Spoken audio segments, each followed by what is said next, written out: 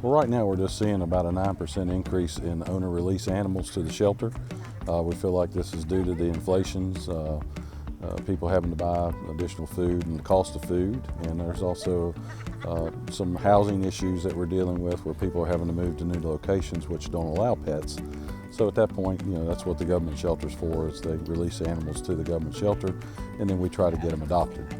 Right now we're currently working with Angels of the CCs, Franklin County Humane Society, and the Roanoke Valley SPCA. They're our main partners that pull animals from the shelter.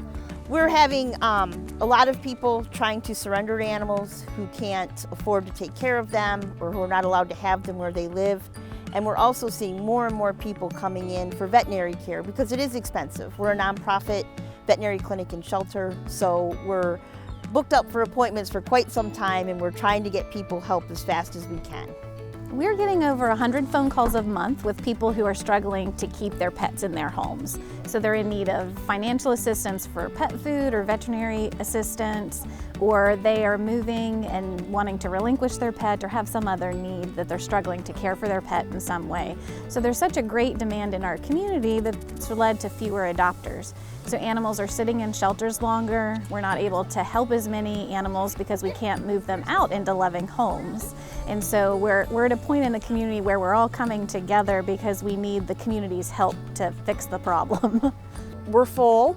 We have so many little pets waiting on homes.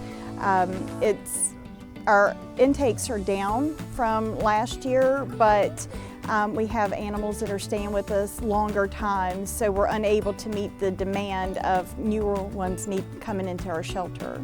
This year we've cared for around 1,600 pets. Currently we have around 236 cats and kittens and 51 dogs and puppies. As a result of the COVID-19 pandemic, we have really increased our programs that keep pets in their homes and out of the shelters because there is such a need. So we instituted Dot's Drive-Thru, which is a monthly drive-through pet food pantry. But we have the Judith Goings Behavioral Assistance Program, which helps owners who are struggling to provide training or other behavioral support services, so therefore they may be struggling to keep their pet because of behavior issues, separation anxiety, potty training. We also have a pet deposit assistance program where if you have to move and are struggling to afford the new pet deposit and that sort of thing, we can help with that. We also can provide other support services so that you can keep your pet with you. We do have our pet food pantry for people that are having a hard time feeding themselves plus their pets, just to keep those pets into the home. Right now, monthly, we feed about 400 animals. And the reason we do that is because people have trouble meeting that obligation of the animal food, and that keeps the animals from the shelter. So people come in, they do have to fill out a form, they do have to tell us what they're feeding, how many animals they have, and then we relinquish food to them so that they can feed their animals. That keeps them out of the shelter so that we don't have to care for them or find an adopter for them. Very important program. So we ask people to, when they're doing their monthly grocery shopping, if you could afford a bag of food, just drop it by the shelter, we'll put it in our pantry, and that will help serve other citizens in the valley.